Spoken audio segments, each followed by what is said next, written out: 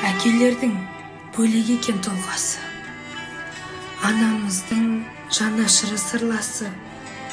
Біздер үшін көп қиындық көрсе де, көздерінен көрінбейді мұң жасы. Әкелердің бөлек екен намысы, үйден шықса түзде тұрар тағысы. Сынаққа да сүрінбеуді үйретер, бұлт түгіндей күркіреген дауысы. Әкелердің бөлек екен тілегі, тілегінен байқалады жүрегі.